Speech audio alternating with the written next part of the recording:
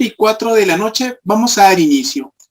Distinguidos doctores, estimados y apreciados invitados, tengan todos muy buenas noches. A nombre del ilustre Colegio de Abogados de Tacna y a nombre de ICEM, Instituto de Capacitación Empresarial Contable y Jurídico, y el Instituto Peruano de Capacitación IPC Perú, queremos darles la más cordial bienvenida a esta primera sesión de nuestro primer diplomado en Derecho Penal, Procesal Penal y Técnicas de Litigación Oral, con el tema Teoría del Delito, Tipicidad. Mi nombre es Gustavo Adolfo Ginchuña Cáceres y seré su moderador durante esta agradable velada. Cabe mencionar que durante el presente diplomado abordaremos los siguientes temas.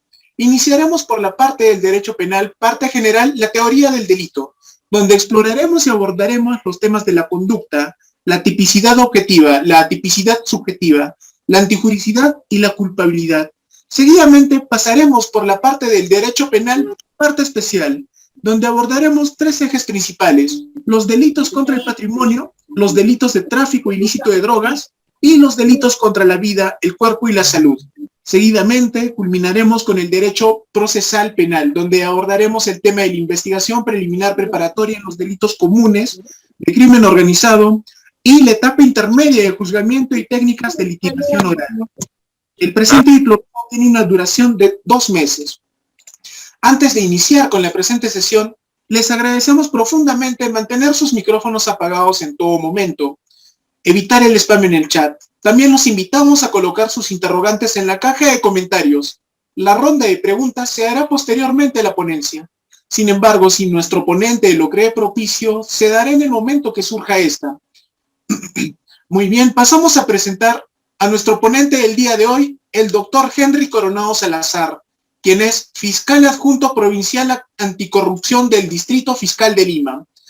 Con una especialidad, es especialista en Derecho Penal Probatorio Penal en la Universidad Castilla-La Mancha, España. Es especialista en delitos contra la administración pública en la Universidad Pontífica Universidad Católica del Perú, PUP.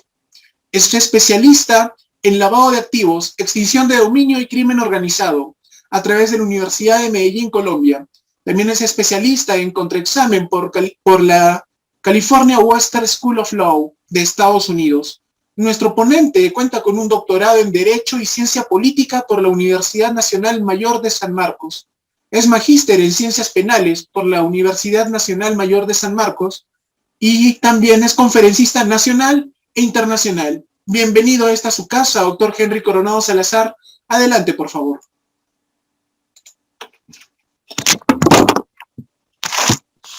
Muchísimas gracias, Gustavo. Muchísimas gracias por la cordial invitación a todos los organizadores y también a todos los participantes. Esta noche vamos a tocar uno de los temas muy importantes en el tema del derecho penal, que viene a ser el tema de la tipicidad. Si bien el primer presupuesto es la conducta, pero mi ponencia no va a versar sobre la conducta, sino sobre todo sobre la tipicidad. Teniendo en consideración lo siguiente, que en el litigio penal siempre nosotros vamos a encontrarnos ante una persecución penal pública que haga el Ministerio Público por un hecho de contenido penal. Ahí vamos a tener la primera oportunidad nosotros de ver si realmente estamos ante un hecho que tiene contenido penal o no. En ese sentido, la ponencia va a versar sobre 2 partes. La primera parte vamos a hablar sobre los aspectos dogmáticos, llamemos así, de la tipicidad. No me voy a centrar mucho a los antecedentes históricos, porque creo que eso no va a dar mucho aporte a los participantes. Lo que yo entiendo que los participantes quieren saber cuándo estamos ante el tema de la tipicidad, su clasificación, y también yo entiendo, por la práctica, que ellos quieren saber cómo lo aplico en el aspecto procesal. Creo que ese es el interés, desde mi punto de vista, de los participantes, y también en ese sentido voy a enfocarlo la ponencia para que sea productivo, porque si solamente vamos a hablar del aspecto teórico y no lo aterrizamos en el aspecto procesal, no tendrá mucho interés este tema, ¿no? En ese sentido, voy a compartirles la pantalla para poder empezar con nuestro tema del día de hoy. Primero, por favor, me confirman si se observa para poder iniciar. ¿Se observa? Sí, doctor, sí se observa. Muy bien. Entonces, lo primero que hay que entender de forma muy sencilla sobre las categorías del delito es lo siguiente. que hay que imaginarnos las categorías del delito, la tipicidad, antipublicidad, culpabilidad y punibilidad, como si fuera una escalera que necesariamente tenemos que subir para poder nosotros llegar al final, y una vez llegado al final podamos nosotros sancionar una conducta de persecución penal pública. No todas las conductas que están establecidas en el Código Penal como delito son sancionables. Por ejemplo, puede haber una conducta que sea tipificada como delito, pero que no sea sancionable. El claro ejemplo es la legítima defensa. ¿Qué quiere decir? Ese hecho está descrito en la norma como un delito, sin embargo, no pasa el segundo filtro, que viene a ser el tema de la antipublicidad, y por ello esa conducta no es sancionable en nuestro ordenamiento jurídico. Pero para eso tendrá que probarse que esa conducta encaja en esa segunda categoría del delito que viene a ser el tema de la antipublicidad. En ese sentido, nuestro temario el día de hoy va a ser el siguiente: concepto, funciones generales de la tipicidad, funciones fundamentales de la tipicidad, elementos que la integran, clasificación de los tipos, dimensiones fundamentales, aspectos objetivos del tipo, aspectos subjetivos del tipo, ausencia de tipicidad, elementos del delito y sus aspectos negativos, y vamos a dar algunas conclusiones. La ponencia tampoco quiero que sea muy monótona por mi parte. Yo quiero sobre todo que participen también los alumnos, los participantes dando ejemplos, porque este tema tenemos que entenderlo más que todo desde un aspecto práctico. Entonces, iniciaremos precisando lo que estamos mencionando, que no toda conducta viene a ser sancionable en nuestro ordenamiento jurídico. Siempre, para que exista un delito, tiene que haber una acción, o bien una omisión. ¿Correcto? El delito se puede cometer tanto por acción, así como por omisión. Ese tema del primer presupuesto, llamemos de la categoría de la conducta, no lo vamos a desarrollar el día de hoy, eso va a ser materia de desarrollo en otra sesión, pero hoy día vamos a desarrollar el tema de la tipicidad. Y sobre todo vamos a centrarnos a la tipicidad. ¿Por qué? Porque es muy importante este tema para conocer las demás categorías del delito. Entonces, de manera general podemos señalar, ¿no?, la tipicidad. Lo vamos a clasificar primero, vamos a desarrollar la parte del tipo, su clasificación y el tema de atipicidad. Muchos, por ejemplo, en el aspecto práctico, a veces indican en el proceso penal que esa conducta es atípica, y cuándo debemos nosotros invocar, por ejemplo, si somos abogados defensores, en qué estadio del proceso penal podemos realizar un medio técnico de defensa para hacer valer este tema de la atipicidad, por ejemplo. Entonces, el objetivo va a ser identificar y discriminar la acción típica como segundo elemento del delito, dominar y deducir la diferencia entre tipicidad, tipificar y las funciones del tipo penal. Entonces, para no olvidarnos a partir de ahora, porque la idea es que el derecho penal, la parte dogmática, sea aplicado en el aspecto procesal, y para no olvidarnos, el tema de las categorías del delito hay que relacionarlo como si fuera una escalera de cuatro gradas, o imagínense como si fuera un departamento que tienen que subir por 4 escaleras, donde la primera será el tema de la acción, luego viene el tema de la tipicidad, antipublicidad, culpabilidad y punibilidad. Vuelvo a mencionar, no todas las conductas que están establecidas como delito en el ordenamiento jurídico peruano van a ser sancionables. Por eso hay que dominar en un primer momento estas categorías del delito. Entonces, en ese sentido precisaremos lo siguiente. Ningún hecho, por antijurídico y culpable que sea, puede llegar a la categoría del delito si al mismo tiempo no es típico, es decir, no corresponde a la descripción contenida en una norma penal. ¿Correcto? De la amplia gama de comportamientos que existen, el legislador solamente hace una discriminación, es decir, selecciona las conductas más gravosas para luego tenerlo o describirlo en el Código Penal. Entonces, no todas las conductas que nosotros consideramos, tal vez desde la sociedad, son sancionables, solamente las más gravosas. Y también el legislador ha establecido, para establecer las conductas más gravosas, la aplicación de intervención mínima del derecho penal. ¿Qué quiere decir?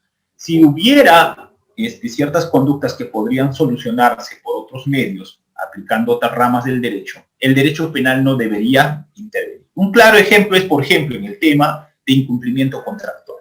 Yo, Henry Coronado, tal vez me he prestado un dinero de una entidad bancaria y no he cumplido con realizar el pago mensual, y por ese hecho no me podría denunciar el banco por estafa, por ejemplo, ¿no? No, ese tema es netamente un aspecto de obligación civil de naturaleza contractual. Pero como podrán ustedes apreciar más adelante, este tipo de casos también, algunos abogados interponen denuncia penal ante el Ministerio Público para que se mueva el aparato judicial.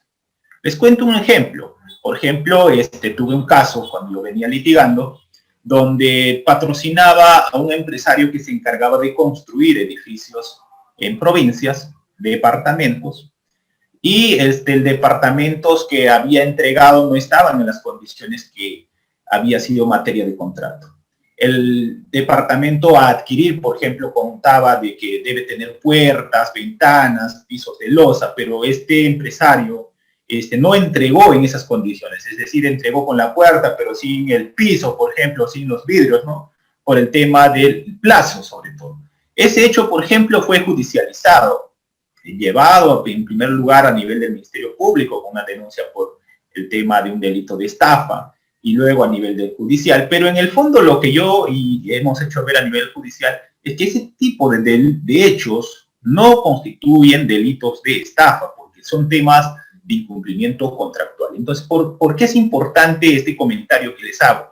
Porque si nosotros conocemos bien el tema de la tipicidad y las demás categorías del delito, fácilmente podremos advertir en nuestra práctica diaria del litigio en qué momento podemos plantear los medios técnicos de defensa. Por ejemplo, ese caso yo ya lo asumí a nivel de juicio oral, cuando en realidad ese caso nunca debió llevar a la etapa oral, ese caso debió haber finalizado en la etapa de investigación preliminar o máximo en la etapa intermedia con un tema de improcedencia de acción por el tema de atipicidad.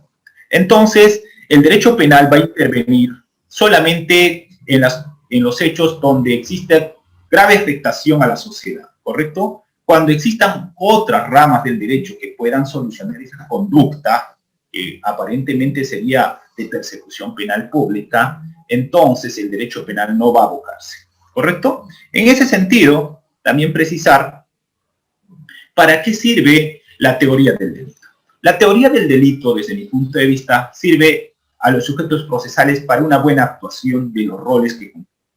Primero, había que precisar para el fiscal. ¿Por qué? Porque el fiscal, como titular de la acción penal, una vez cometido un delito de persecución penal pública, es decir, por ejemplo, un robo, un hurto, un homicidio, un peculado, una malversación de fondos, el Ministerio Público, como representante de la sociedad, va a tener que iniciar actos de investigación. Estos actos de investigación pueden ser actos de investigación sin autorización judicial y actos de investigación con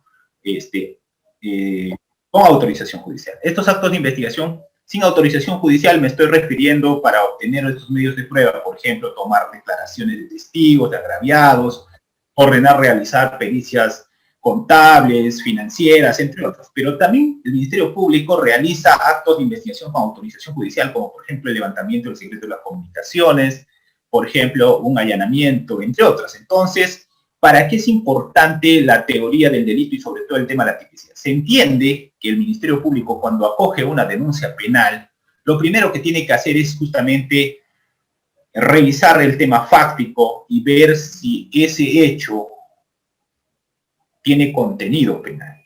Si ese hecho no tiene contenido penal, debería rechazarlo de plano, ¿correcto? Entonces, aplicando el tema de tipicidad. Segundo, para el Ministerio Público también es importante el tema de la categoría del delito, sobre todo la tipicidad, es cuando va a formular acusación y sobreseimiento. Eso lo vamos a más adelante desarrollar en qué momento el Ministerio Público lo utiliza y cómo lo plantea.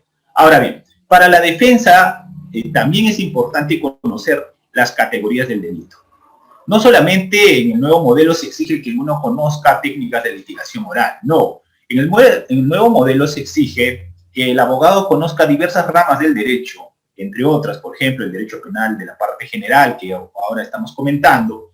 También es necesario que conozca el derecho penal especial, conozca diversas ramas específicas de acuerdo al caso que va a defender, ¿no? Si estamos viendo delitos sexuales, tendrá que conocer medicina legal, también tendrá que aprender, por ejemplo, argumentación jurídica, entre otras. Entonces, ¿para qué sirve la teoría del delito y concretamente el tema de la tipicidad para la defensa? Desde mi punto de vista, primero para preparar la defensa. ¿Qué quiere decir esto? Si nosotros estamos defendiendo a una persona por un delito X a nivel del Ministerio Público, podemos nosotros advertir ya desde los actos iniciales de investigación si ese hecho constituye delito o no. Esa labor vamos a justamente nosotros a aprender el día de hoy.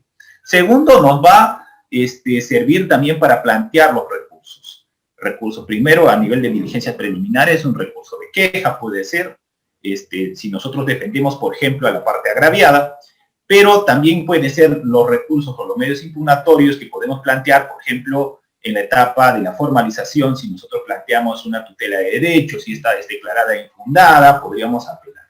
Por otro lado, para el juez, también es importante que conozca la teoría del delito y sobre todo el tema de la tipicidad y como primera parte. No solamente debe conocer estos sujetos procesales de la tipicidad, sino todas las categorías del delito, pero estamos tratando de centrarnos al tema de la tipicidad. La tipicidad para el juez sobre todo es en el sentido de que va a garantizar el principio de legalidad, ¿no? El tema de tipicidad garantiza de que el ius conveniendi del Estado no sea usado en perjuicio de una persona determinada si no está previamente establecido como delito ese hecho. Entonces, el juez, sobre todo en la etapa de la formalización de investigación preparatoria, en la etapa intermedia y en la etapa del juicio oral, va a ser muy importante conocer las categorías del delito y sobre todo de la tipicidad. En ese sentido, habría que precisar que cada elemento de la teoría del delito está estrechamente vinculado a la protección de una perspectiva garantía de derecho penal, ¿correcto?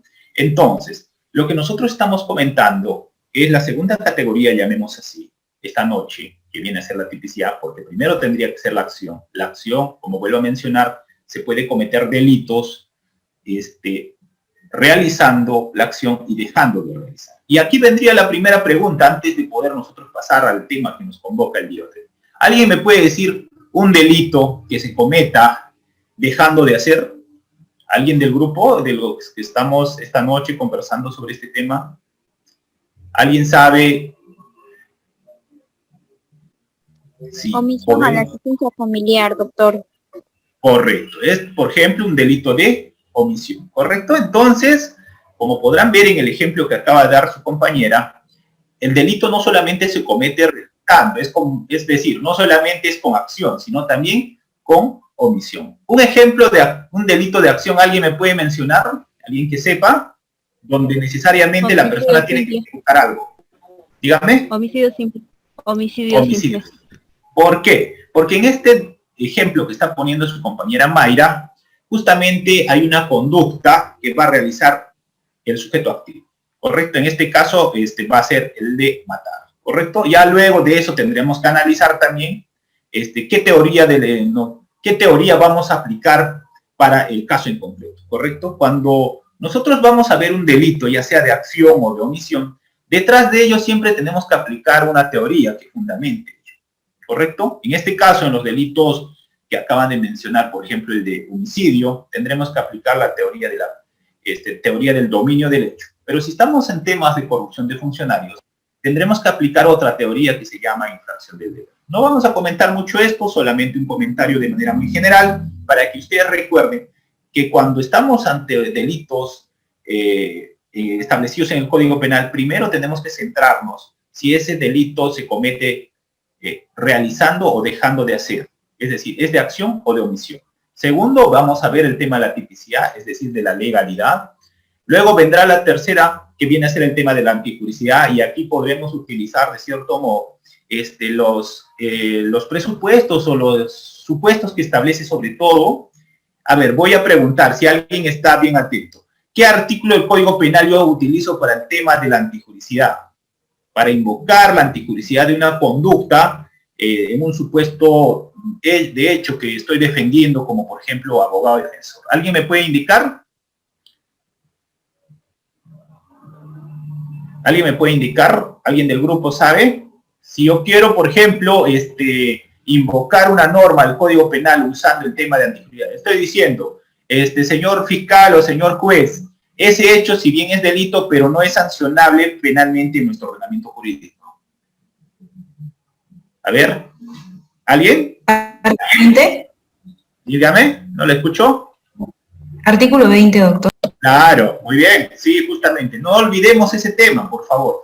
Estas categorías del delito es, como les he dicho, la forma más fácil de recordarnos es como imaginarnos una escalera que tenemos que subir peldaño por peldaño, o imagínense un edificio de 4 pisos que usted tiene que subir por la escalera, ¿ya? Entonces, presupuesto por presupuesto. Entonces, cuando nosotros hacemos, que invocamos en un caso en concreto, de que esa conducta sí es típica, pero no antijurídica, en otras palabras, no va a ser punible por un supuesto normativo que establece el ordenamiento jurídico, invocamos el tema de la antijudicial. Los demás presupuestos no lo vamos a comentar, yo entiendo que los demás docentes les va a explicar, pero lo que yo quiero es un poco introducirlos a este tema para que puedan familiarizarse poco a poco. Ya, muy bien. Entonces, ¿qué es un delito? Hay distintas definiciones de lo que es delito, ¿correcto? Pero nosotros lo vamos a coger, de cierto modo, la definición más simple, ¿no? La idea es entender la figura, no tanto en el tema del concepto, sino de los presupuestos que tiene, ¿correcto? El delito puede ser una acción o omisión típica, antijurídica, culpable y punible, ¿correcto? Siempre estos elementos tienen que estar dentro de la definición. No vamos a centrarnos mucho en el tema dogmático, como les he dicho, pero es importante conocer cuáles son sus presupuestos. Entonces, dentro de la tipicidad, lo primero que tenemos que diferenciar es el tipo con el tema de la tipicidad.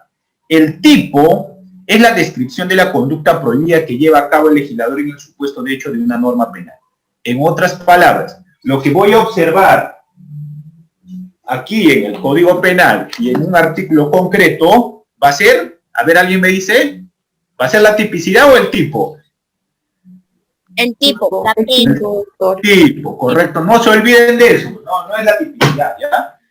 Es el tipo. Es la descripción de la conducta prohibida que lleva a cabo el legislador en el supuesto de hecho de una norma penal. Por otro lado, el tema de la tipicidad es la adecuación del acto humano voluntario ejecutado por el sujeto activo a la figura descrita por la ley penal como delito, ¿correcto? Tipicidad. Muy bien, entonces, sobre este tema, como he mencionado, tipo penal, sobre el tema de la tipicidad, hay varias definiciones en la doctrina, que tal vez nosotros podemos resaltar algunas, ¿no? Por ejemplo, el de Zapparoni dice, es un instrumento legal lógicamente necesario de naturaleza predominantemente descriptiva, que tiene por función la individualización de conductas penalmente relevantes. Basigalupo dice conducta, conjunto de elementos que caracteriza un comportamiento contrario a la norma. Y Muñoz Conde señala la tipicidad es la adecuación de un hecho prometido a la descripción de ese hecho que se hace en la ley penal. ¿Correcto? Hay varias definiciones que van a encontrar ustedes. La idea no es tanto memorizar el concepto, sino saber utilizar esta figura en el aspecto procesal. Si nosotros aprendemos a utilizar estas figuras en el momento preciso, por ejemplo, el tema de la tipicidad para plantear una conducta antijurídica, el tema de la antijuricidad, por ejemplo, para plantear de que estamos en un caso, por ejemplo, de legítima defensa, entonces tenemos que saber en qué momento podemos utilizar estas categorías del delito. Muy bien. Entonces, hay una mano que está alzada de Carlos Damián. ¿Quiere participar en algo? Hay una mano que está alzada, por favor. ¿Quiere participar Carlos Damián?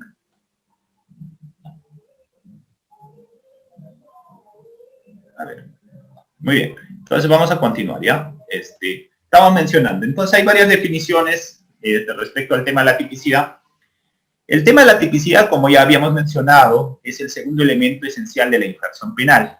Identifica la conducta humana con la hipótesis prevista y descrita en la ley penal. Ahora bien, el tema de la tipicidad también es una garantía, en este caso, para el ciudadano. ¿Por qué? Porque define el límite del ius puniendi. ¿Qué quiere decir? No cualquier hecho, como he mencionado al inicio, es sancionable penalmente. Solamente el legislador recoge las conductas más gravosas con la finalidad de que estas conductas primero sirvan para el control social, ¿correcto? Si nosotros establecemos como delito todos los hechos, imagínense todas las conductas traerían como consecuencia jurídica una responsabilidad gravosa que vendría a ser el tema de la pena, ¿correcto? Entonces, la tipicidad constituye una categoría del delito esencialmente garantista, pues vincula la determinación de la conducta delictiva y de la pena con el principio de legalidad.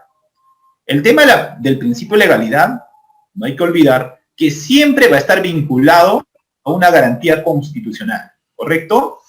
Por eso menciono, y hay que entenderlo, que no solamente cuando nosotros revisemos el Código Procesal Penal, las normas de ese código son normas que garantizan el aspecto procesal. Las normas que están establecidas en el título preliminar del Código Procesal Penal, a ver, por favor, hay un audio que se está filtrando. Muy bien.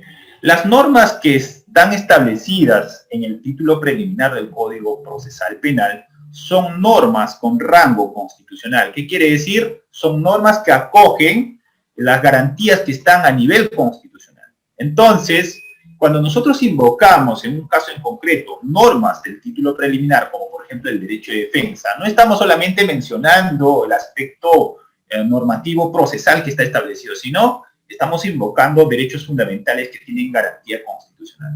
Ahora bien, en un caso concreto, se convierte en el punto inicial del examen de un caso concreto y al mismo tiempo nos ofrece una garantía de la seguridad jurídica.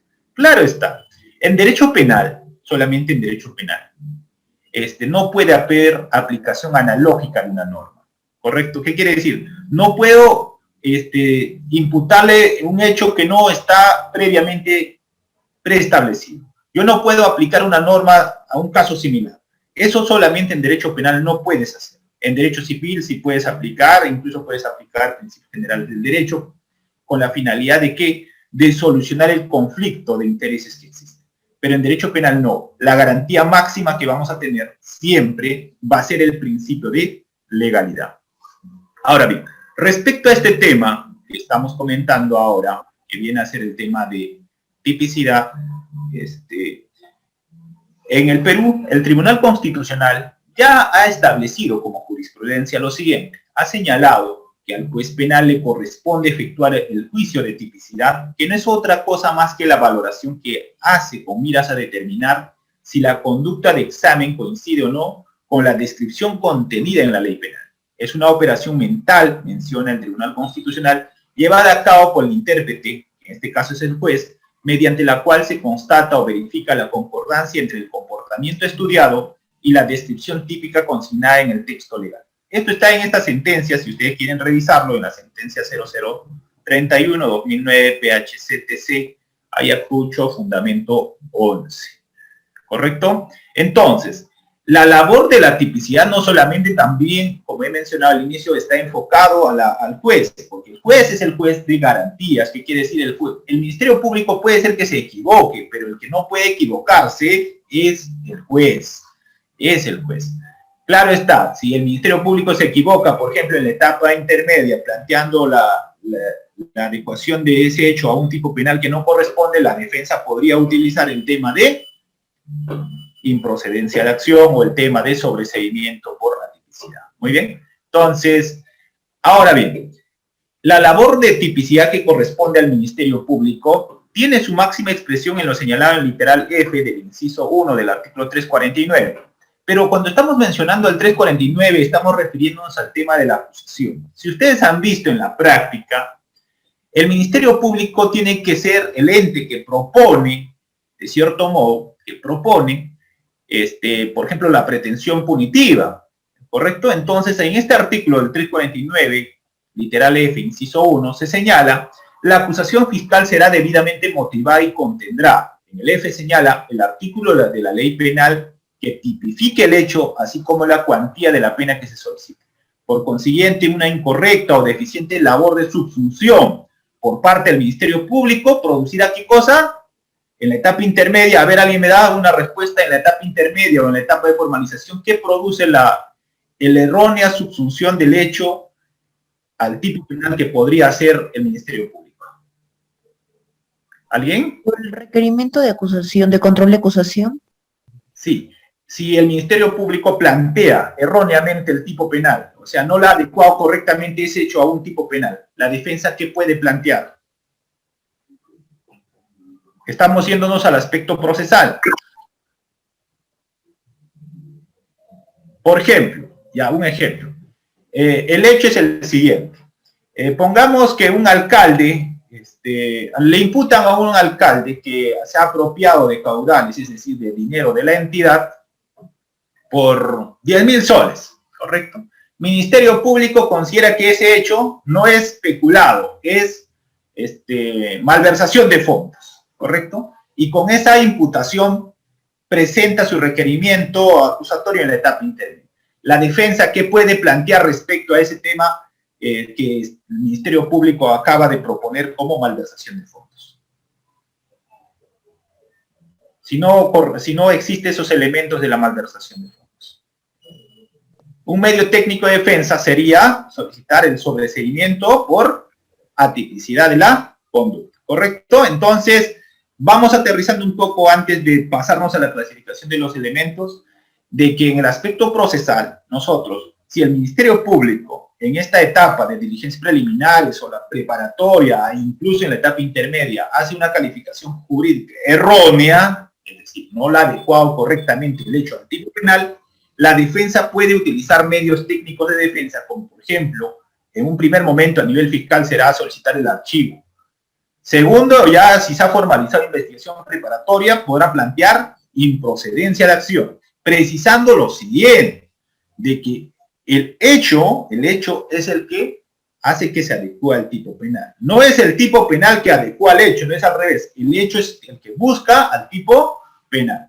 Entonces, si nosotros planteamos improcedencia de acción en la formalización de investigación preparatoria y nos declara, pongamos infundada el juez de investigación preparatoria, nosotros podemos impugnar esa resolución, ¿correcto? Y la sala será el que lo define. Ahora, si nosotros ya asumimos ese caso, no en la formalización de investigación preparatoria, sino asumimos en la etapa intermedia, y bajo ese supuesto que estamos diciendo, el Ministerio Público se ha equivocado de adecuar correctamente el hecho al tipo penal, como menciono. En sí era peculado, pero él ha planteado malversación de fondos y veo que no se cumple con los presupuestos. Entonces, ¿qué planteó? Puedo plantear sobreseimiento en esa etapa intermedia, o también puedo plantear improcedencia de acción. Precisando lo siguiente, aquí por estrategia, yo les recomiendo que puedan plantear las dos. ¿Qué quiere decir esto? Puedan plantear sobreseimiento y improcedencia de acción. ¿Y por qué me dirán ustedes? Porque en la etapa intermedia, cuando se resuelva este sobreseimiento no es impugnable, que quiere decir no puedo apelar. Pero lo que sí puedo apelar es la improcedencia de acción, ¿correcto? La improcedencia de acción sí puedo apelar. Entonces, una forma o una estrategia de defensa podrían plantear los dos, porque los medios impugnatorios en la etapa intermedia, sobre todo si es improcedencia de acción, va a ser recurrido, ¿correcto? El otro tema, aquí precisando sobre todo, entonces, sobre el tema de tipicidad, que el fiscal tiene que adecuar correctamente el hecho al tipo. A ver, por favor, hay un audio de quién es, por favor, o quiere participar.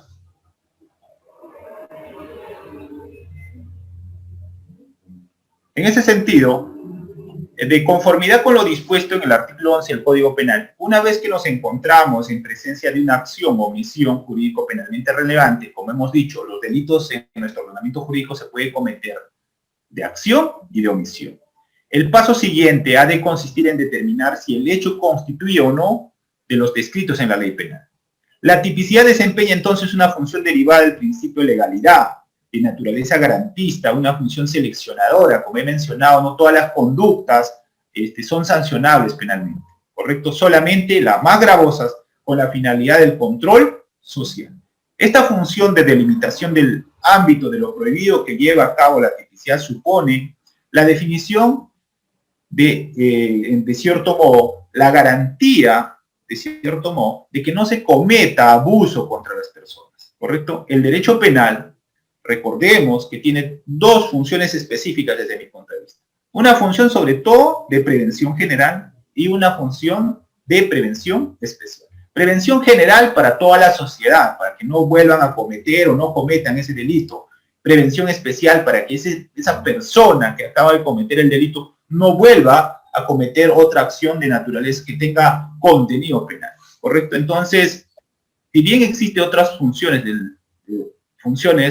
para nosotros consideramos los más importantes son esas. Ahora bien, en la tipicidad se trata de comprobar que la acción analizada se corresponde de modo exacto con lo regulado por el legislador. Es decir, como vuelvo a mencionar, el hecho descrito en la norma, es decir, tiene que adecuarse en ese tipo penal que nosotros estamos buscando, ¿correcto? No es al revés, no es el tipo el que busca, el hecho busca al tipo.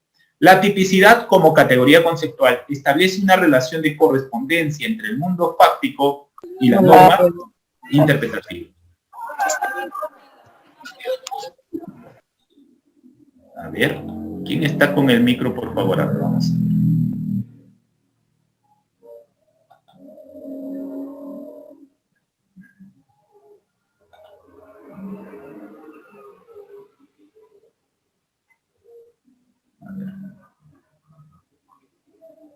Muy bien, entonces vamos a continuar.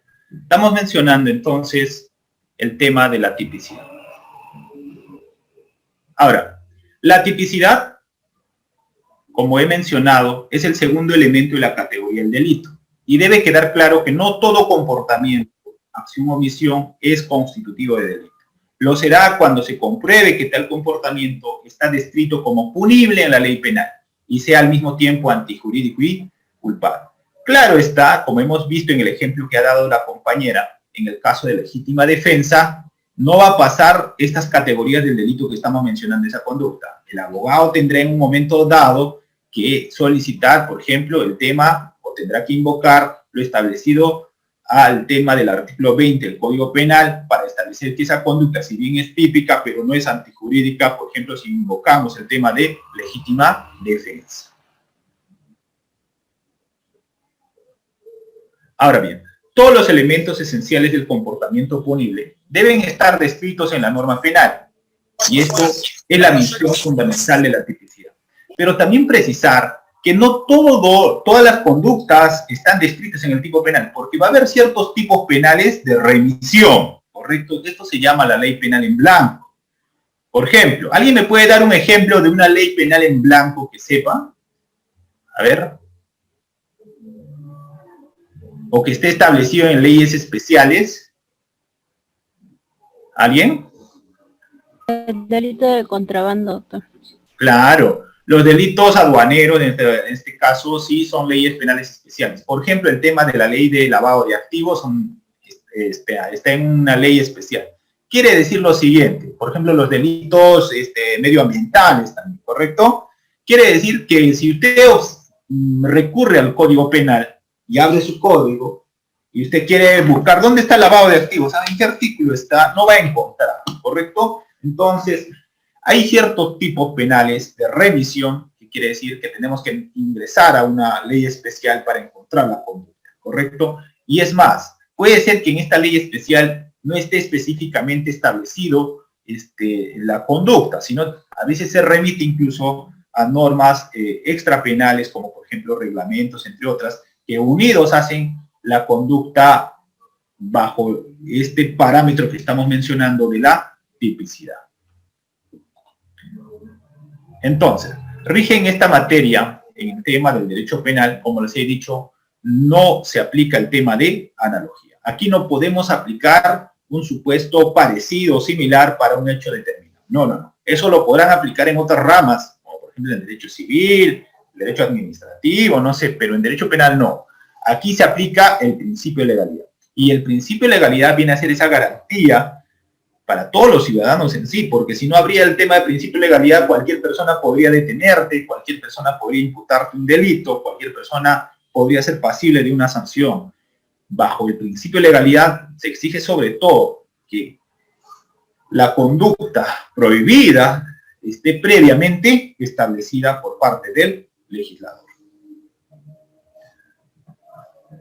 Entonces, en ese sentido, podemos precisar lo siguiente: principios generales de la tipicidad. Ya seguramente muchos han visto este tema, pero es necesario recordarlo, que para que exista o para que se considere un hecho como delito, como vuelvo a mencionar, tiene que concurrir el tema de estos principios que estamos mostrando. No hay delito sin ley, no hay delito sin tipo, no hay pena sin tipo y no hay pena sin delito. No se olviden, cuando hablamos de tipicidad, hablamos de garantía. Hablamos del principio de cierto modo, haciendo referencia al principio de legalidad.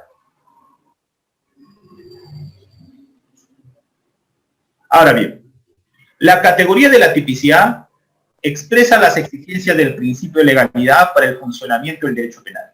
Nulo un crimen sin ley previa escrita, es decir, en otras palabras, no me pueden imputar un delito de persecución penal pública si previamente no está establecida como delito en el ordenamiento jurídico. Que no es posible analizar la tipicidad de la conducta alguna frente a normas constitucionales. Que no es posible concluir en la tipicidad de una conducta a partir de procedimientos analógicos, ¿correcto? Acá no se aplica el tema de la analogía. Acá nosotros necesariamente tenemos que tener esta garantía del principio de legalidad.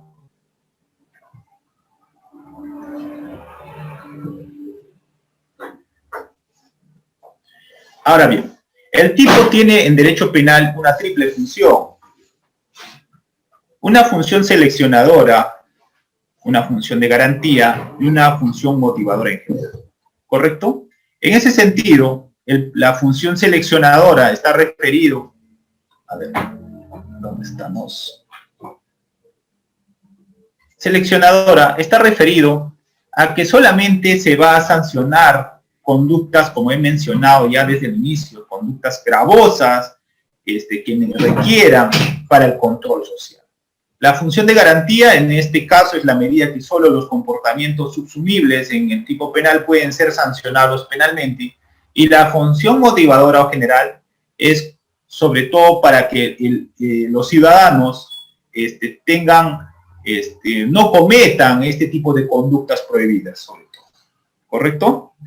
En ese sentido, más o menos en esta lámina, como pueden ustedes también ver ese tema, la función motivadora sobre todo está referido pues a que las personas, nosotros, la sociedad, no hagamos ese acto ilícito, como por ejemplo el comercio de drogas, por ejemplo, indicándole pues de que el comercio de drogas tiene como sanción, por ejemplo, una pena privativa de libertad efectiva, por ejemplo, mayor a 4 años, ¿no? En ese sentido, las funciones fundamentales de la tipicidad son los siguientes. Primero, la aplicación del principio de legalidad. No hay delito sin tipo legal, sin tipo, en otras palabras, no hay delito si no está previamente preestablecido en la norma. Segundo, la relación con los demás elementos del delito. La tipicidad siempre va a vincularse con el tema de antijudicidad. Delimita la conducta y se relaciona con la antijudicidad. Es un indicio de antijudicidad, puede ser desvirtuada. Se vincula con la culpabilidad también, porque vamos a estudiar incluso en el tema de la tipicidad el tema del dolo y la culpa. Y la función procesal, en este caso, está referido, como ya mencioné, a la aplicación que van a tener los sujetos procesales, fiscal, juez, abogado, respecto a un hecho con contenido penal. Ahora bien, ¿cuáles son estos elementos que integran el tema de la tipicidad? El tema de la tipicidad nosotros podemos subsumirlo, resumirlo en lo siguiente. Primero, vamos a ver el tema del sujeto. Vamos a ver el sujeto activo, el sujeto pasivo, el objeto material, los medios, tiempo, lugar, ocasión, elementos normativos, elementos subjetivos y condiciones o requisitos objetivos. Muy bien. El núcleo. Elementos que la integran. El núcleo, elemento central de la tipicidad. Determina y delimita la conducta, si esto es acción o omisión. Claro está que ese tema lo van a desarrollarlo en otra sesión, yo entiendo claramente el tema de la conducta, y van a desarrollar en qué supuesto se da el tema de la acción y el de la omisión. No es materia de desarrollo esta tarde este tema. Ahora bien, el núcleo se describe con un verbo en infinitivo, como por ejemplo matar, herir, sustraer, con un sustantivo copulado, como por ejemplo acceso carnal, ¿no? Aquí se encuentra el indicio de antijuicial. Ahora bien, el segundo elemento que analizamos dentro de la tipicidad va a ser el tema del sujeto activo. En la mayoría de las infracciones puede ser cualquier persona. Un ejemplo, por ejemplo, si yo les digo, a ver, el sujeto activo. Yo les pongo el caso y ustedes me dicen quién sería el sujeto activo. Si yo, Henry Coronado, vivo en un departamento alquilado en la avenida Bolognesi, 500, y no pago la renta unos 3 meses, y el dueño es Crispín Tito, y un día el dueño de la casa no me deja ingresar al departamento que yo he rentado, ¿quién sería el sujeto activo en ese caso? Porque ahí hay un delito que se llama Usurpación. Usurpación. Tito. ¿Quién? Tito era el nombre del arrendador, ¿verdad? ¿Cierto? Sí. Correcto. Entonces, Sí, esa persona hace la conducta, ¿correcto? Entonces, el sujeto activo va a ser esa persona que va a realizar la conducta como estamos explicando. Ahora, en ese supuesto que acabo de mencionar, ¿quién es el sujeto pasivo? ¿Alguien me puede indicar? Usted. Yo sería el sujeto pasivo, ¿correcto? Sí. No siempre el sujeto pasivo viene a ser la parte agraviada, ¿correcto? Ahora bien, el sujeto activo siempre va a ser una persona natural. El sujeto activo siempre va a ser una persona natural. El que puede ser sujeto pasivo puede ser una persona natural o una persona jurídica. En otras palabras, la persona jurídica no podría realizar la acción, ¿correcto? Por eso cuando nosotros hacemos referencia al artículo 105 y demás del Código Penal, que habla de las consecuencias accesorias, yo entiendo que esas consecuencias accesorias establecidas son imposiciones de orden administrativo. O sea, no podemos imponerle pena privativa de libertad a una persona jurídica. Lo que podemos imponerle son medidas administrativas gravosas. Claro está. El tema de pena de multa puede ser, ¿no?, considerado, porque recordemos que la pena de multa es una pena más, así como la pena privativa de libertad que se impone a una persona, pero en este caso también se puede imponer a una persona jurídica. Entonces, el sujeto pasivo puede ser una persona natural o una persona jurídica. Muy bien. Entonces, el objeto material. El otro elemento que estamos comentando y lo vamos desarrollando en el tema de la tipicidad es el objeto material. En ciertas infracciones es necesario que la conducta recaiga en determinado objeto material. Por ejemplo, estamos hablando en un hurto, ¿no? Cosa mueble ajena. Por ejemplo, acaban de hurtar una moto. Estamos hablando de cosa mueble ajena. Medios. En este caso, cuando hablamos de medios, estamos refiriéndonos a lo que ha utilizado, en este caso el sujeto activo, para materializar el delito. Por ejemplo, en un delito de robo agravado se utiliza el tema de violencia, ¿correcto? Entonces, es el medio, el elemento muy importante en ciertas infracciones, siendo el que demuestra el indicio de antijuicial. Luego tenemos tiempo, lugar o ocasión. En ciertas infracciones se deben cumplir estas referencias para que exista tipicidad. Tiempo de guerra, lugar despoblado y solitario, es decir, el tipo penal nos va a dar esta descripción que estamos mencionando. También en el tema de la tipicidad vamos a encontrar elementos normativos, ¿correcto? Disposiciones, lineamientos o presupuestos de carácter jurídico, así como normas morales y culturales que deben cumplirse para que exista el tema de la tipicidad. Por ejemplo, usurpación de funciones. ¿Dónde encontramos eso? Este tema de los elementos normativos lo vamos a encontrar en el mismo tipo penal. Entonces, los elementos normativos son aquellos que requieren una valoración por parte del que interpreta, en este caso por parte del juez, ¿no? Como por ejemplo, cosas muebles ajenas, matrimonio, cónyuge, funcionario, acción sexual, entre otros, ¿correcto? Esto va a ser materia de interpretación por parte del, sobre todo del juez o del fiscal. El otro viene a ser los elementos subjetivos. Ya cuando hablamos de elementos subjetivos estamos entrando al tema del dolo, ¿correcto? Estados de ánimo del sujeto activo, en este caso vamos a desarrollarlo luego, y las condiciones o requisitos objetivos. Ahora, la clasificación de los tipos penales, en este caso, también es importante en el tema de la tipicidad. Según la clasificación realizada por el doctor Peña Cabrera, los tipos se sujetan a ciertos criterios que se derivan de las distintas posibilidades de ordenación de los elementos que integran, pudiendo clasificarse en lo siguiente. Peña Cabrera clasifica en su libro del siguiente modo, ¿no? De acuerdo a su estructura, el tipo penal se puede clasificar en tipos básicos. Estos son aquellos tipos cuya descripción de una conducta en la norma penal es más general y abierta, conteniendo el mínimo de requisitos para que dicho delito se configure. Luego señala que puede haber tipos derivados, pueden ser agravantes o atenuantes, como por ejemplo el tema del robo agravado, el homicidio por piedad, entre otras. También los tipos penales se pueden clasificar de acuerdo a la modalidad de la realización. Pueden ser tipos de mera actividad. Alguien me puede, bueno, ya está el ejemplo, pero aparte de este ejemplo que estoy mencionando, que viene a ser la tenencia ilegal de armas, ¿alguien me puede mencionar un tipo penal de mera actividad que es sancionable en nuestro ordenamiento jurídico? A ver. ¿Puedo preguntar a alguien? A ver. A ver, vamos a preguntarle ya. Vamos a abrir esto.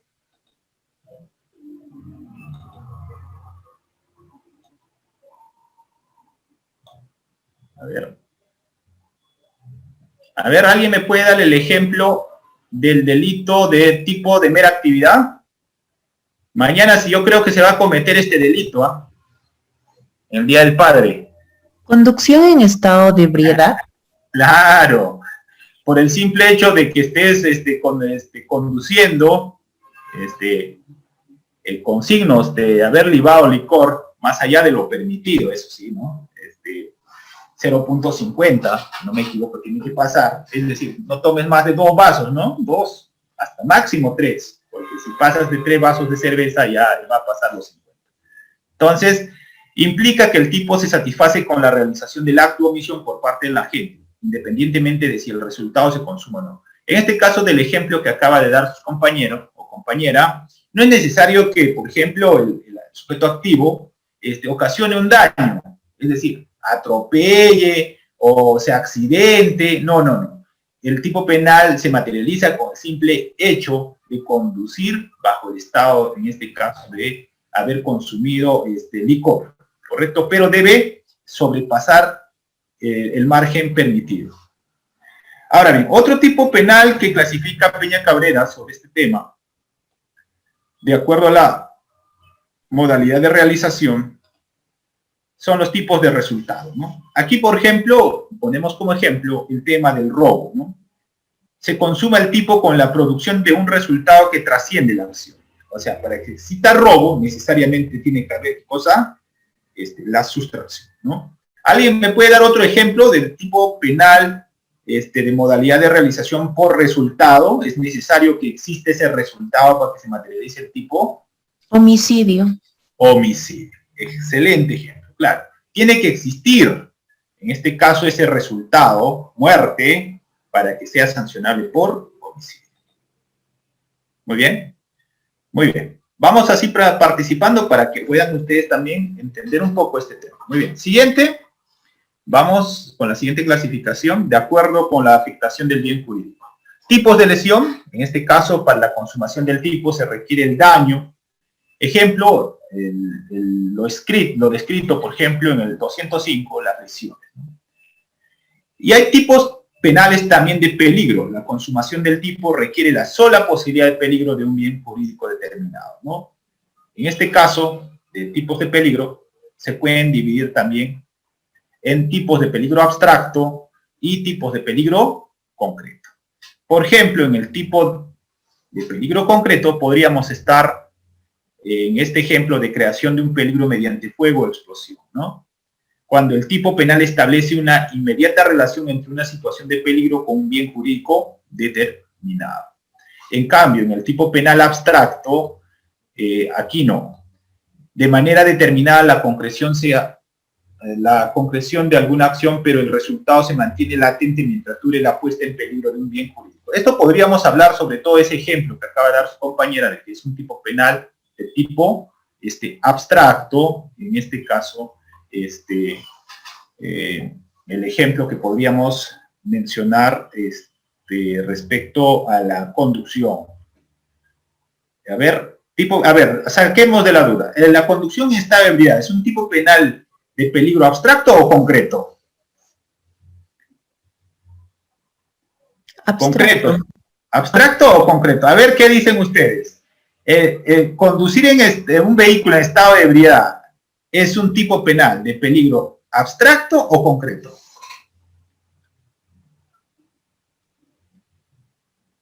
A ver, por el chat creo que están, a ver, voy a ver por el chat. A ver, ¿qué dicen? ¿Tipo penal abstracto o concreto? El conducir en estado de ebriedad. A ver, ¿alguien quiere participar? Abstracto, doctor, porque no es necesario de que el resultado se consuma.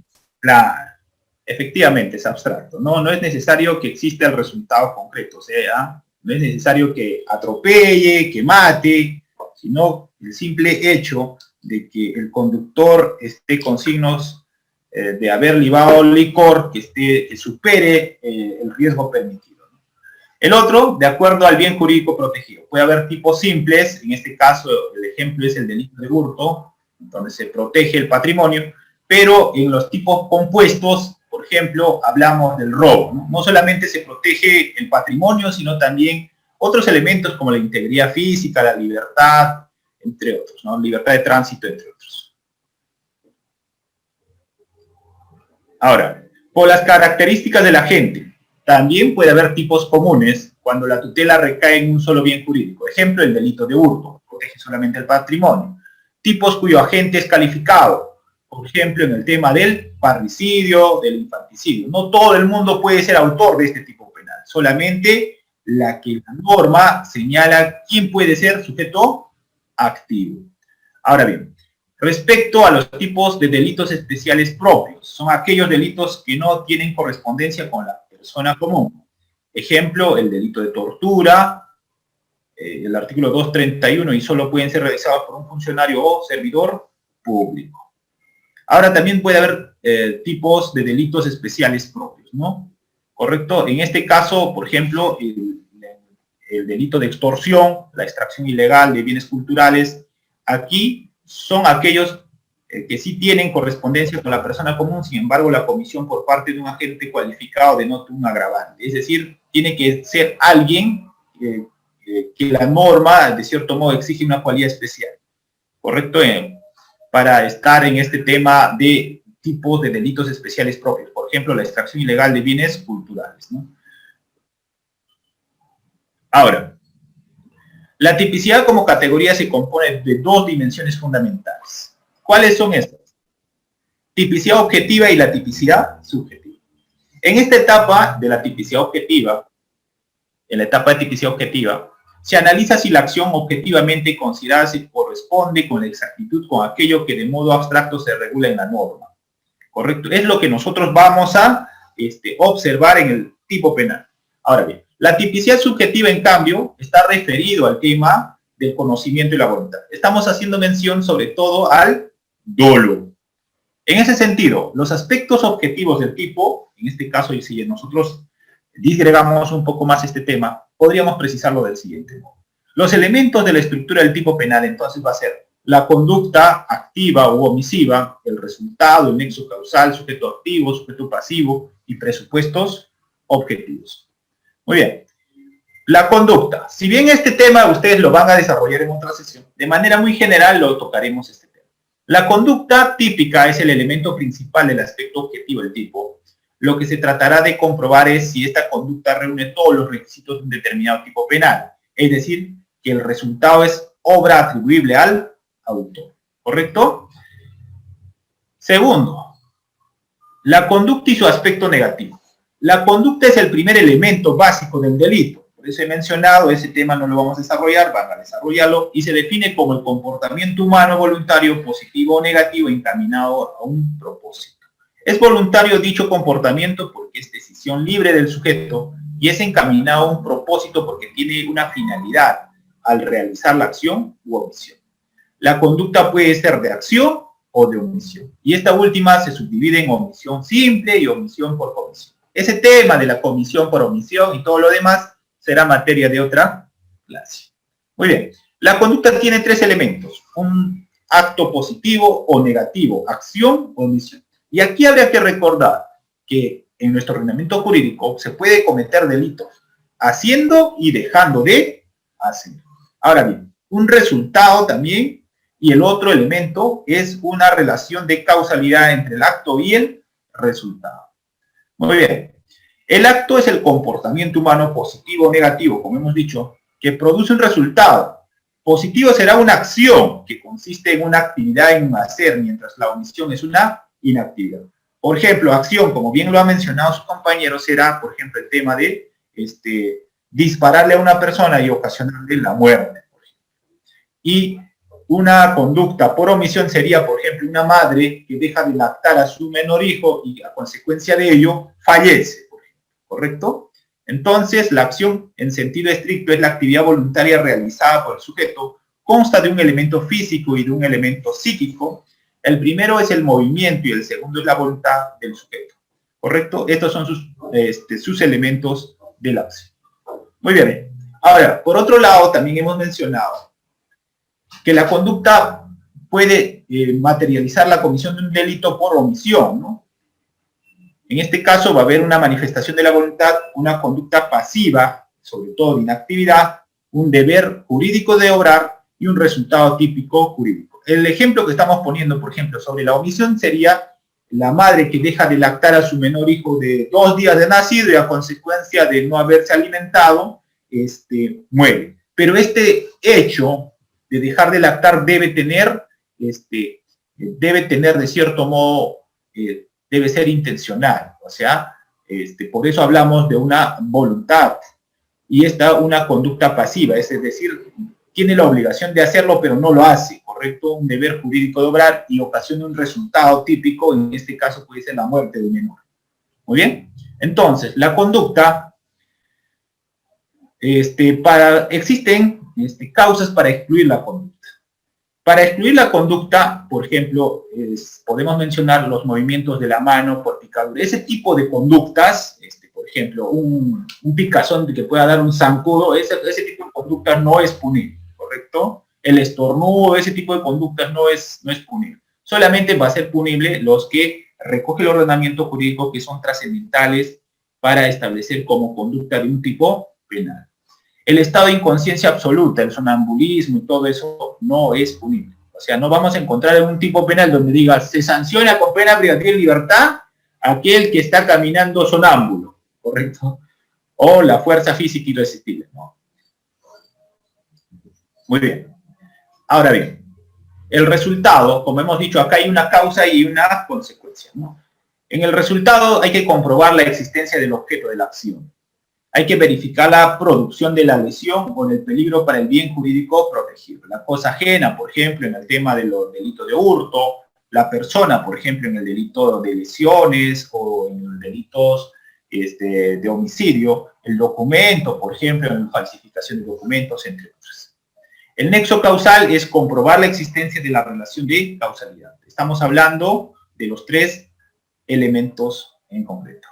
Ahora bien, como hemos mencionado al inicio, el sujeto de activo es la persona física. Siempre el sujeto activo va a ser persona física, ¿correcto? También en este caso, comúnmente lo llaman, pues, el autor, ¿no? Cada tipo señala las características especiales que se requieren para ser sujeto activo del delito. Nunca una persona moral podrá ser sujeto activo del delito. Es decir, la persona jurídica no podrá ser sujeto activo. A ver, ¿alguien me da un ejemplo que tenga una cualidad especial para ser sujeto activo? Por ejemplo, en los delitos contra la administración pública. una cualidad especial para ser sujeto activo en el delito de peculado, por ejemplo. Funcionario, servidor público. Mira, tiene que ser un funcionario. Claro, efectivamente, correcto. No cualquier persona, por ejemplo, en los delitos contra la administración pública, puede ser sujeto activo. Necesariamente tiene que ser una persona que sea funcionario o servidor público. Si no hubiera ese primer presupuesto, primera categoría, primer elemento del tipo penal, esa conducta sería atípica respecto a esa persona. El particular en los delitos contra la administración pública responde sobre todo, de manera general, estamos precisando como cómplice, pero nunca como autor. Segundo elemento, tal vez aquí agregando sobre los delitos contra la administración pública. En los delitos contra la administración pública no podemos imputar coautoría, ¿correcto? Recuerden eso. En los delitos contra la administración pública no podemos imputar coautoría porque son delitos de infracción del deber. En delitos comunes, como por ejemplo homicidio, robo, entre otras, sí podemos invocar coautoría. Entonces, en los delitos contra la administración pública serán autores y el particular será, depende del tipo penal, pues, ¿no? Si estamos en colusión será cómplice primario, en negociación incompatible también. ¿Correcto?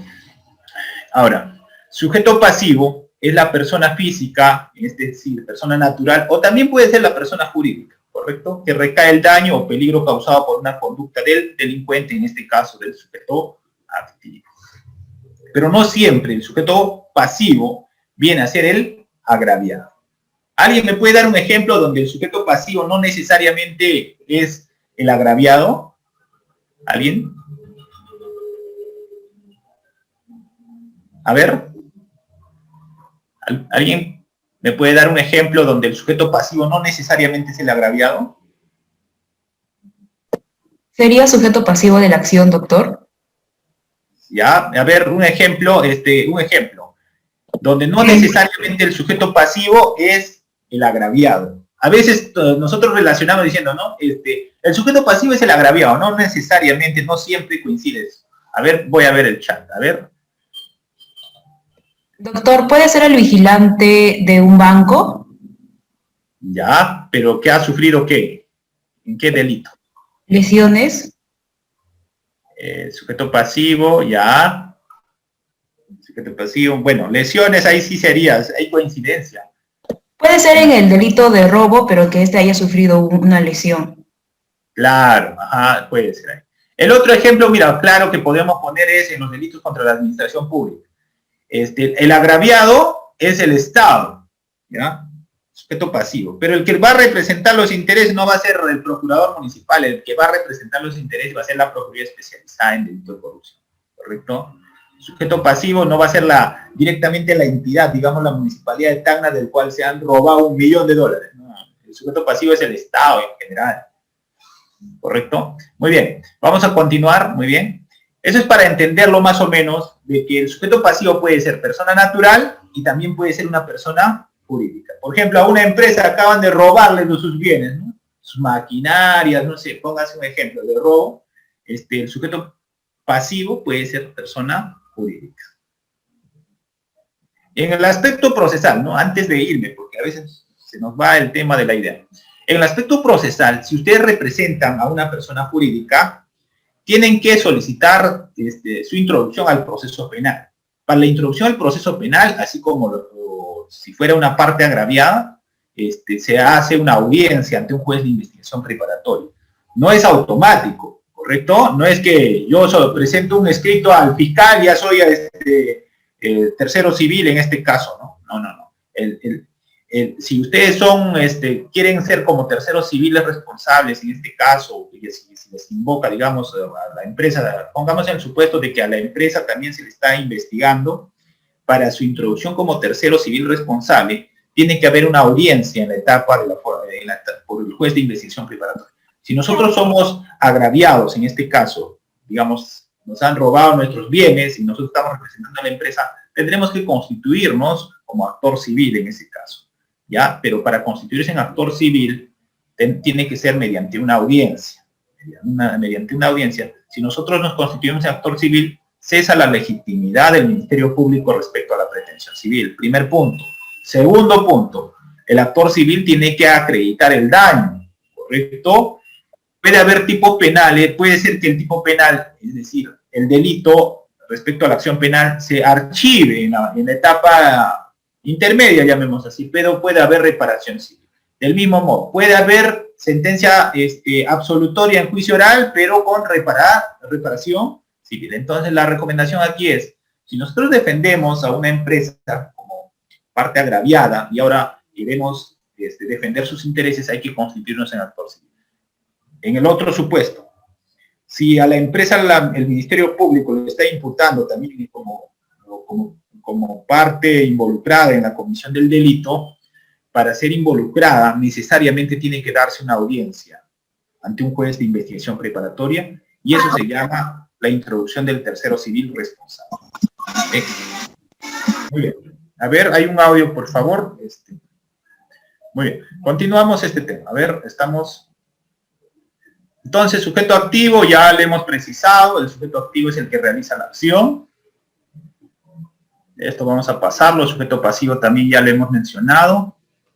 El bien jurídico. Son bienes jurídicos aquellos intereses de la sociedad que tienen una importancia fundamental y merecen de protección del derecho. Por ejemplo, la vida, el patrimonio, el honor, entre otros, ¿no? La vida, por ejemplo, en el homicidio, el patrimonio en el hurto, el honor, por ejemplo, en los delitos de persecución penal privada, ¿no? Hay que recordar aquí que los delitos de persecución penal privada son difamación, calumnia e injuria. En esos casos no interviene fiscalía. En esos casos la persona ofendida asume el mismo rol que fiscal. ¿Qué quiere decir? Tiene que hacer su acto de investigación, tiene que hacer su pretensión, tiene que presentar su querella, entre otros, ¿correcto? Solamente en los delitos de persecución penal pública interviene el Ministerio Público, es decir, en el robo, hurto, delitos contra la administración pública, todo lo que está escrito en el Código Penal. Precisando también de que en el Código Penal van a encontrar dos tipos penales, ¿no? Tipos penales dolosos y tipos penales culposos. Los dolosos vamos a encontrar en su mayoría y los culposos tienen que estar previamente, deben estar establecidos en la norma, ¿correcto? No hay tipo penal culposo que no esté establecido en la norma. Muy bien. Entonces, también va a haber objeto de la acción. Se trata de la persona o cosa sobre el que recae físicamente la acción típica. En ocasiones puede coincidir con el sujeto pasivo, pero ello no se aplica en todos los casos. Por ejemplo, en el hurto, el sujeto pasivo es la persona a quien se hurta, pero la acción recae físicamente sobre el objeto que se hurta. Por ejemplo, el celular, por ejemplo, la laptop, la mochila, entre otros. Presupuestos objetivos. Determinar si concurren las condiciones de modo, tiempo y lugar exigidas por el tipo. Establecer si estas circunstancias constituyen agravantes o atenuantes. Por ejemplo, hurtar de noche, ¿no? Una persona ingresó a una casa de noche a hurtar sus bienes. Puede ser una agravante. Elementos descriptivos y elementos normativos de la estructura del tipo.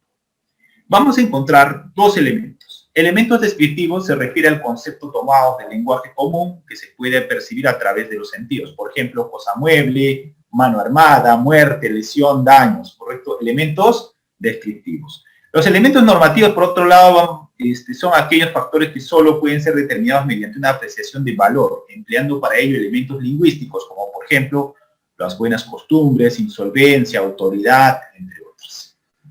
En ese sentido, en el aspecto subjetivo del tipo, vamos a encontrar dos cosas, el dolo y la culpa, ¿correcto? En el aspecto subjetivo del tipo, no estamos mencionando todavía la disgregación, de manera general, vamos a encontrar el dolo y la culpa. Y lo vamos a disgregar. Dolo es el conocimiento y voluntad de realizar un delito o una conducta punible. Los llamados delitos dolosos suponen la realización consciente, es decir, de querer y de saber de los elementos subjetivos del tipo. Un claro ejemplo, ¿alguien me puede dar de un tipo penal doloso? A ver. ¿Alguien? Parricidio. Parricidio. ¿Pero ocasionado por quién? El parricidio, ¿solo quién puede cometer el parricidio? ¿Henry Coronado podría cometer parricidio respecto al hijo del vecino? No, debe haber un vínculo con sanguinidad. Claro, efectivamente. Correcto. Parricidio, pero estableciendo ese supuesto que tiene que haber un vínculo, ¿correcto? Entonces, El dolo, como están viendo, es el conocimiento y la voluntad de realizar un acto, ¿correcto? Una acción. El dolo es regulado por el artículo 12 del Código Penal, que señala que la ley se aplica siempre al agente de infracción dolosa. Por eso se menciona a sabiendas, de forma intencional. En ese sentido siempre se va a describir. Elementos del dolo, va a haber elemento cognitivo, el agente actúa conscientemente de sus actos, conociendo los elementos de su acción, como, por ejemplo, en el delito de hurto, el agente sabe que ese bien que va a hurtar es un bien mueble ajeno. También va a haber elemento volitivo, en este caso, el agente quiere realizar el acto. Sabiendo que ese bien es ajeno, continúa con esa acción. Ese elemento supone la voluntad incondicional de realizar algo, ¿correcto? Entonces aquí, para el tema del dolo, va a haber conciencia y voluntad. Ahora, también vamos a encontrar dentro del tema del dolo, las clases de dolo. Dolo directo de primer grado, dolo directo de segundo grado y dolo eventual. Yo les pongo un ejemplo y ustedes me dicen si es dolo, qué tipo de dolo es. Por ejemplo, pongamos el ejemplo que yo estoy conduciendo mi camioneta en Tacna, por la avenida Calle Arica, pongamos Calle Arica, y por Calle Arica hay un colegio que se llama Colegio Santana, y por esa zona está permitido recorrer, pongamos, 20 kilómetros por hora. Pero ese día, yo sabiendo de que debo recorrer por esa calle por 20 kilómetros por hora, acelero mi camioneta y me voy a por 80 kilómetros por hora y de pronto aparece un niño, llamemos un estudiante de ese colegio, y yo lo atropello. Le atropello con la camioneta, le ocasiono lesiones, lo mato, lo que sea. Ese hecho de conducir teniendo conocimiento de que por esa zona pasaban niños y no debo conducir a una excesiva velocidad, ¿cómo podríamos calificarlo? ¿O dentro de qué tipo de dolo podríamos nosotros calificarlo? Eventual. Ya, ¿alguien más? A ver, luego lo disgregamos por qué. ¿Alguien más? ¿Están seguros que es dolo eventual? Dolo directo, dolo eventual, a ver. ¿Alguien? Ya, vamos a... Bueno, el conducir no calificaría como un tipo de dolo, más, por el contrario, sería como calificado como un delito culposo. Ya, hay dos posiciones. A ver, primero hay una posición que han dicho que es dolo eventual y segundo dicen que es culposo. Porque usted no tenía la intención de atropellarlo, a pesar de que sabía que al ser hora punta, los niños salían, ¿no? Pero igual tuvo una exposición al peligro, ¿no? Ya. Vamos a analizar ese supuesto bajo los requisitos que exige el tema de culpa. ¿Le parece? Primero al tema del dolo. La primera intervención que hizo la doctora menciona dolo eventual. Para que exista dolo eventual, el agente se represente al resultado. Y pese a la representación del resultado, continúa con la acción. Bajo ese supuesto, si yo estaba, primero, yo sabía que por esa zona debía conducir por 20 kilómetros por hora. Pero sabiendo eso, también sabía, a ver, hay un audio, por favor, no sé. A ver, por favor, a ver, sabiendo que yo debo conducir por 20 kilómetros por hora y sabiendo que también que por esa zona se desplazan los niños, ese día, digamos, yo aceleré y lo atropellé. Ese hecho, desde mi punto de vista, encaja, como bien lo ha señalado la doctora, en el tema del dolo eventual. ¿Y por qué no sería, como dijo la doctora, culposo? Porque para el tema de culpa tiene que haber un tema de cualquiera de los tres requisitos: impericia, negligencia o imprudencia. ¿En qué momento de la acción habría el tema de impericia, o de negligencia o de imprudencia? Ahí no hay, al contrario. Henry Coronado sabía que no podía conducir más de 20 kilómetros por hora, sin embargo, aceleró, metió la aceleradora a 80 kilómetros por hora, y de ahí es una conducta dolosa, no es conducta culposa. Conducta culposa sería, por ejemplo, yo estoy conduciendo mi camioneta y de pronto aparece una persona, pues, ¿no? Se mete a la pista y le causa lesiones, ¿correcto? En ese supuesto sí estaríamos incluso en conducta culposa, tal vez, exagerando, porque ahí también hay que analizar qué cosa, el riesgo generado por el agravio. Y ahí quiero poner un ejemplo, para el ejemplo práctico. Normalmente nosotros vemos, por ejemplo, en los paraderos varios buses, ¿no? Una detrás de otra, por ejemplo. Pongamos en la calle Bolognesi, creo que se llama, ¿no? Pongamos que hay 3, 4 buses. Y normalmente los buses cierran el pase peatonal, ¿correcto? Cierran el pase peatonal. Imagínense que usted está cruzando detrás de del minibús y uno de los conductores retrocede y justo le atropella. ¿Ya? Ahí te ocasiona lesiones. Y a consecuencia de caes y mueres. Ese tipo penal, y imaginemos todavía un poquito más exagerado, que tú estabas cruzando no por la calzada, sino por la mitad de uno de los combis o minibuses, ¿no? No necesariamente por la calzada. Ese hecho que estoy contando, genera riesgo, ¿quién? ¿El sujeto activo o el sujeto pasivo? En ese hecho, el que genera el riesgo es el sujeto pasivo. Y ese hecho de haber retrocedido y haberlo ocasionado lesiones o muerte, más adelante no se le va a poder imputar por conducta culposa. ¿Por qué? El que ha generado el riesgo es el sujeto pasivo. El sujeto pasivo debió haber cruzado por la zona peatonal observando de que en esa zona hay zona de tránsito, ¿correcto? Entonces, para esos temas también es importante conocer lo que estamos hablando. Muy bien, pero estamos poniendo un supuesto, ¿no? Un supuesto extremo, ¿no? En Tacna creo que no cruzan las personas de ese modo, pero aquí en Lima sí cruzan, ¿no? Usted ve en el paradero, por cualquier lado cruza. Muy bien. Entonces, el dolo directo de primer grado consiste en el deseo del agente de realizar el delito, en los delitos resultado o de realizar la acción típica, ¿no? Por ejemplo, quiero matar, disparo, mato, pues. Ese es el dolo directo de primer grado.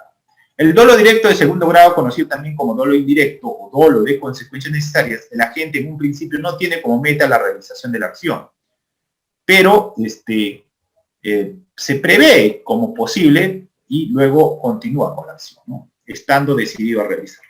Por otro lado, con dolo eventual, en este tipo de dolo, el agente se representa la realización de la lesión o del bien jurídico como posible, pero la acepta y se conforma con ella continuando con su acción. Ese es el ejemplo que estaban poniendo respecto a que estaba conduciendo con mi camioneta, sabiendo que por esa zona debo conducir por 20 km/h, sin embargo ese día aceleré a 80, sabiendo que podía cruzar un niño por la zona del colegio, no me importó, aceleré y ocasioné una lesión o un daño a una persona.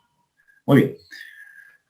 Entonces, aquí es necesario verificar la concurrencia de los elementos subjetivos esenciales, ¿no? Ánimo, propósito, intención, cuando estamos hablando de dolo.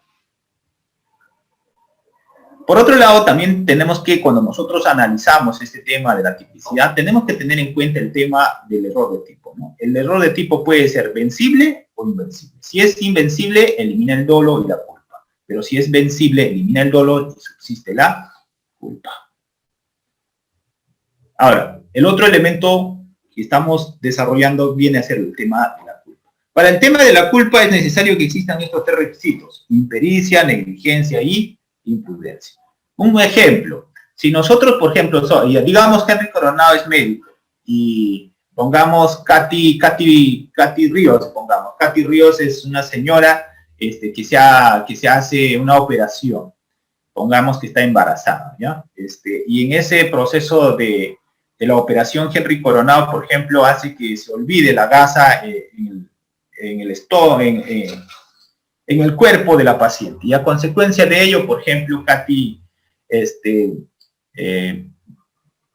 pongamos, fallece porque se le complica un sangrado y fallece. Ese hecho, por ejemplo, podríamos nosotros imputarlo por el tema de culpa. ¿Por qué? Porque ese hecho de dejar la gasa, entre otros materiales, tendría que ser una acción culposa, siempre y cuando no sea intencional. Porque si el médico dijo, yo quiero dejarlo esto porque yo quiero que se muera la señora, en ese caso sería ese tema en concreto sería una acción dolosa, ¿correcto? Entonces, para que exista el tema de culpa tiene que haber impericia, negligencia y imprudencia. Culpa, conducta culposa, es la realización descuidada de los elementos objetivos del tipo. El resultado dañoso se produce por la violación de los deberes de cuidado. El artículo 12 del Código Penal señala las penas establecidas por la ley se aplican siempre al agente de infracción dolosa. No hay que olvidar eso. La excepción viene a ser la culpa. ¿Correcto? El artículo 11 del Código Penal señala que son delitos y faltas las acciones o omisiones dolosas o culposas penadas por la ley. ¿Correcto? Entonces, en nuestro ordenamiento jurídico de lo que estamos viendo es que se sanciona tanto conductas dolosas como culposas. Y recordemos también de que puede haber delito haciendo y dejando de hacer. No todos los hechos culposos o imprudentes son castigados en todos los casos, sino solamente cuando la ley expresamente lo establece. Esto se basa en el principio de mínima intervención del derecho penal. Este caso de la mínima intervención del derecho penal, también ustedes pueden invocarlo en el proceso penal. Por ejemplo, si el funcionario se ha apropiado de 5 hojas de papel bond, en este caso Henry Coronado se ha traído sin avisar, quiso apropiarse 5 hojas de papel bond de la fiscalía, y luego el guachimán, pongamos así, revisa el folder y lo detecta y dice, hoy se está hurtando el papel del Estado, y lo denuncian por peculado, por apropiación.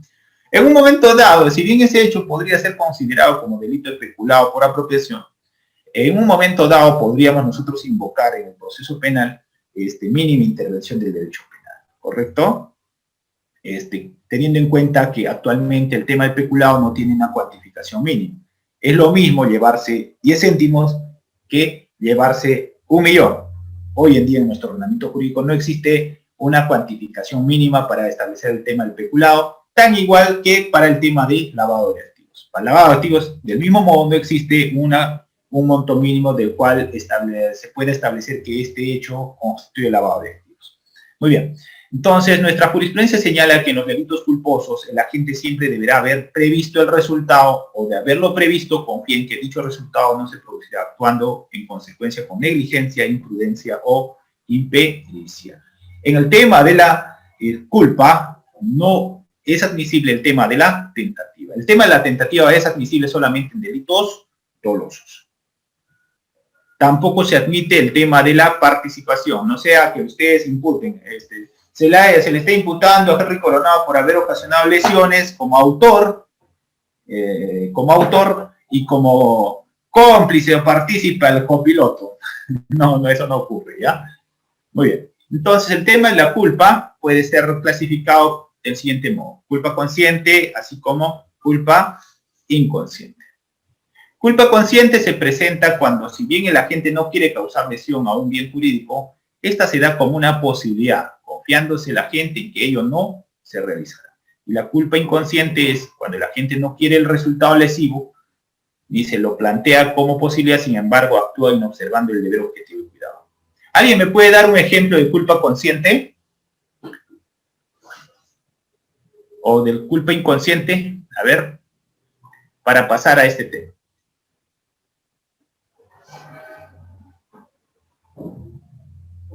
A ver, vamos, ya avanzamos en todo caso. Al final vamos aclarando lo demás. Infracción al deber objetivo de cuidado, ¿no? El deber objetivo de cuidado, como hemos mencionado, tiene que ver con estos 3 requisitos. Impericia cuando la lesión al deber objetivo de cuidado ocurre por una evidente falta de preparación técnica. Negligencia cuando no se toman las previsiones mínimas necesarias ante una determinada situación que puede resultar peligrosa.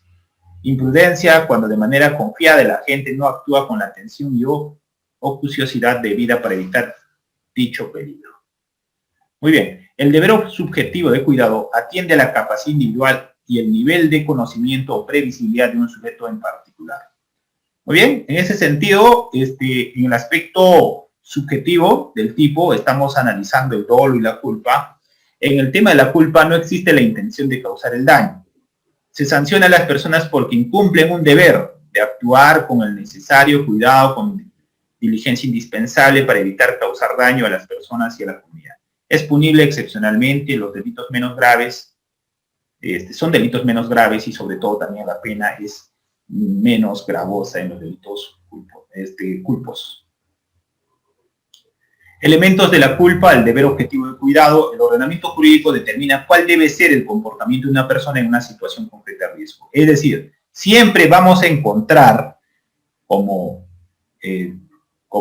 supuesto de hecho en la norma claramente establecido en qué consiste esa acción culposa, ¿correcto? Bajo el principio de legalidad. No puede haber vacío legal para imputar el tema de culpabilidad. Se debe tomar en cuenta los riesgos permitidos en las distintas actividades humanas también. Muy bien. Entonces, más o menos nosotros si hacemos una diferencia entre delito doloso y culposo, podríamos resumirlo en este cuadro, ¿no? Delito doloso debe comprobarse que se actuó con dolo, es decir, con conocimiento y voluntad. No cabe la presunción del dolo, el dolo es siempre acción. Debe coincidir al tipo objetivo con el subjetivo. Si estamos en culpa, el autor no pretende realizar el tipo objetivo. En este caso, el tipo subjetivo es la infracción del deber de cuidado del sujeto activo. Muy bien. Ahora viene la tercera parte, que viene a ser la ausencia de tipicidad. Para el tema de la ausencia de tipicidad siempre hay que centrarnos de que el hecho no encaja en el tipo penal. En otras palabras, ese hecho no está sancionado penalmente en nuestro ordenamiento jurídico, ¿correcto?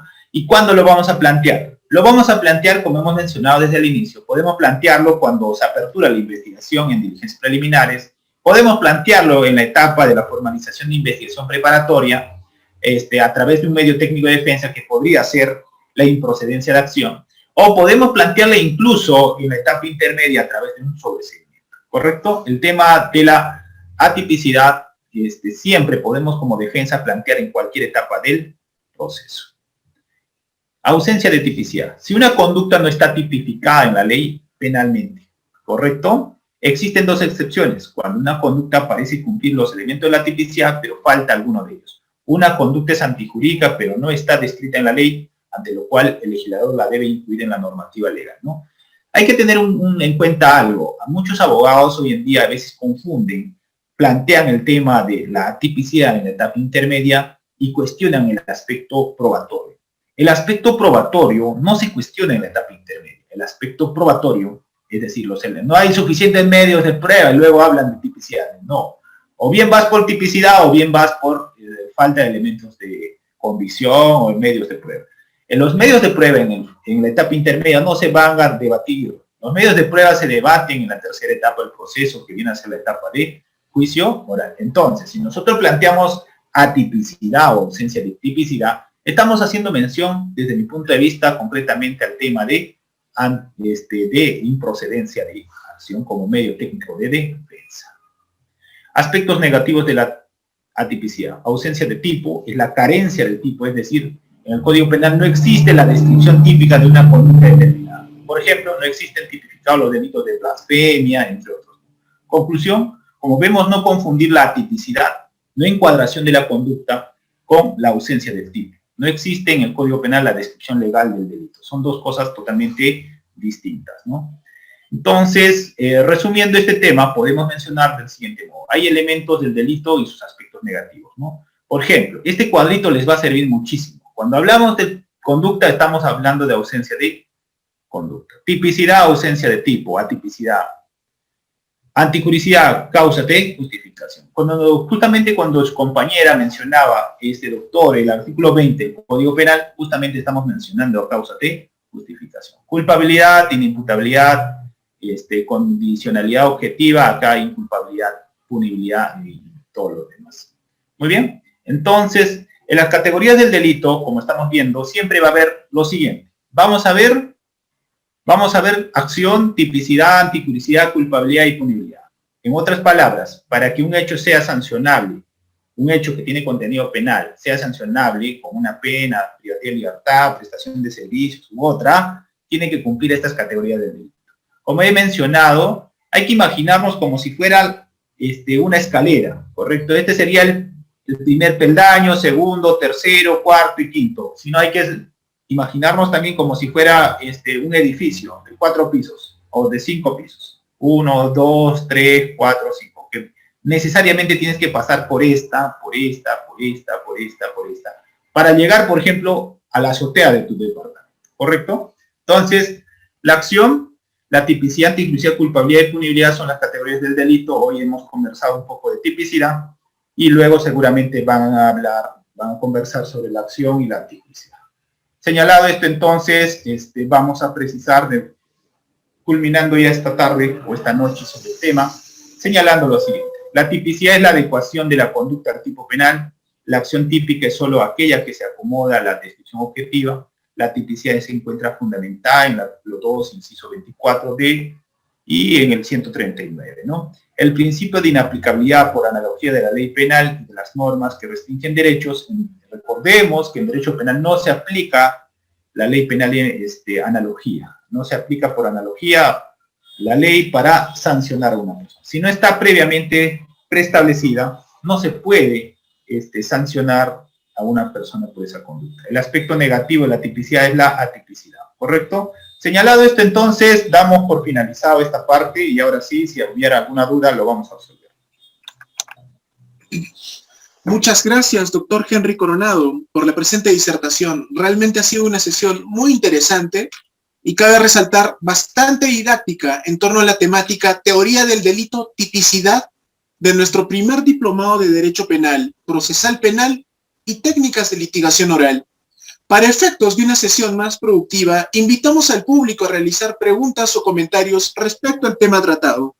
Asimismo, agradecemos a nuestro público presente ser breves y concisos con los mismos. Adelante, los invitamos a levantar la mano y, a su vez, encender el micrófono.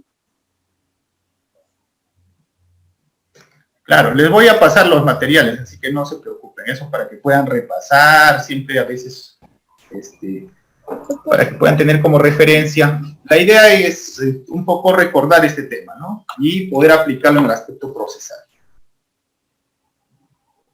Bien, doctor Henry, buenas noches.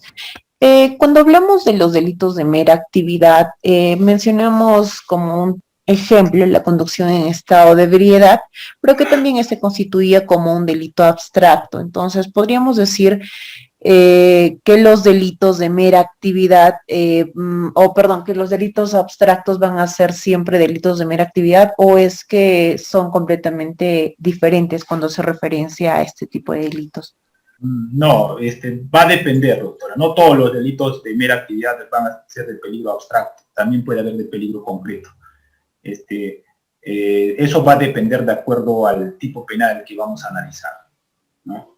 Estamos poniendo como ejemplo el tema de la conducción en estado de ebriedad, ¿no? De que ahí no es necesario, por ejemplo, de que ocasione una lesión el conductor, ¿no? No es necesario que atropelle, no es necesario que ocasione una muerte a una persona. El simple hecho de conducir, de cierto modo hace que se materialice el tipo penal. Muy bien. Gracias, doctor, por la aclaración. Muchas gracias por su pregunta, doctora Elizabeth. Gracias por su respuesta, doctor Henry. ¿A alguien más le gustaría hacer alguna pregunta respecto al tema tratado? Los invitamos a encender su micrófono o, en su defecto, a escribir su pregunta en la caja de comentarios.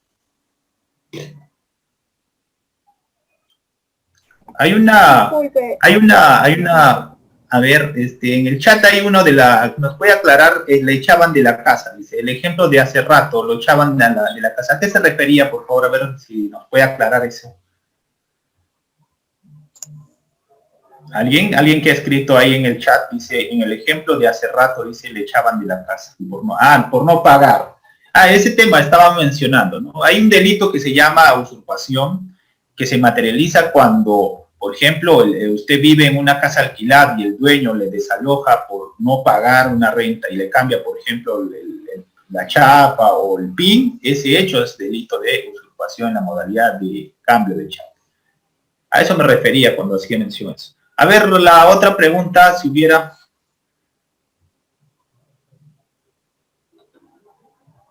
Creo que era la doctora Mayra. Doctora Mayra, la invitamos a encender su micrófono. Adelante, por favor. Buenas noches. Disculpe, sino que no tenía la opción para levantar la mano y por eso estaba encendiendo ahí el micro. Sí, doctor, disculpe. La pregunta que tengo es respecto a qué diferencias sustanciales hay entre el sobreseimiento y la improcedencia de acción que ha mencionado a lo largo de la disertación. Muchas gracias. Ya. La diferencia radica en ambos son medios técnicos de defensa, ¿ya? Que podemos plantear en el proceso penal. Lo primero, la improcedencia de acción podemos plantearla en la etapa de formalización de investigación preparatoria. El sobreseimiento tiene varios supuestos, es un medio técnico de defensa. Entre ellos puede estar por falta de elementos de convicción recabados durante la etapa de investigación. En el fondo, ambos buscan un solo objetivo, que viene a ser el archivo del caso. ¿correcto? Entonces, la diferencia sustancial sería el momento de plantear. La improcedencia de acción podemos plantearlo en dos momentos. Podemos plantearlo una vez formalizada la investigación preparatoria y también podemos plantear en etapa intermedia. Segundo, el sobreseimiento solamente se plantea en etapa intermedia, no se plantea en la formalización de investigación preparatoria. El tercero, cuando usted plantee improcedencia de acción en etapa intermedia, cuando resuelva el juez declarando inadmisible ese recurso, es pasible de apelación. ¿Qué quiere decir? Continúa el debate del control de acusación, pero se forma un cuaderno separado y ese cuaderno separado sobre ese tema concreto se va a la sala. Y si la sala te da la razón, el caso finaliza ahí y beneficia a todos los demás, ¿no? Si estamos con varios imputados por el mismo hecho, por ejemplo, por un tema de colusión, negociación incompatible. Muchas gracias por las preguntas. Muchas gracias, doctor. ¿Alguna última pregunta para cerrar la presente sesión del día de hoy? Doctor, buenas noches. Sí, buenas noches. En primer lugar, felicitarlo por esta excelente cátedra. La verdad que apasiona el derecho penal. Lo felicito, doctor. Me gustaría seguir con el curso. No sé si está abierta la posibilidad de inscribirse. Nada más. Gracias, doctor. Y feliz día mañana. Gracias. Gracias. Por supuesto que sí. Todavía esta es nuestra primera sesión. Todavía podemos inscribirnos. En el grupo de WhatsApp tenemos toda la información pertinente. Vamos a reenviar por medio del chat el enlace al grupo de WhatsApp para que puedan tener todas las atingencias necesarias. Bien, doctor, hemos llegado a la parte final de la presente sesión del día de hoy. En virtud de valoraciones propias, me ha encantado mucho su ponencia, doctor, muchas gracias. Y sobre todo me ha resultado muy agradable y, mejor dicho, me ha resultado muy interesante esta diferencia que existe entre la culpa consciente y el dolo eventual, que en su respectivo tiempo para muchos abogados les resulta muy problemático, dado que la única diferencia que hay prácticamente es la representación. En palabras de la doctora Romy Chanco, la única diferencia sería como esta canción de Pacífico Seguros, todo va a estar bien. Si tenemos interiorizadamente el resultado de que no va a salir bien, pues estamos en el otro lado. Y si estamos en el que todo va a salir bien, pues estamos en culpa. Realmente es un tema muy interesante, estoy seguro que a usted también le apasiona mucho, dado que es motivo de controversia y también de que estas disertaciones tomarían bastantes horas. Muchas gracias, doctor. A nombre del ilustre Colegio de Abogados de Tacna, a nombre de ISEM, Instituto de Capacitación Empresarial Contable y Jurídico, y el Instituto Peruano de Capacitación, IPC, agradecemos al doctor Henry Coronado Salazar por la presente disertación.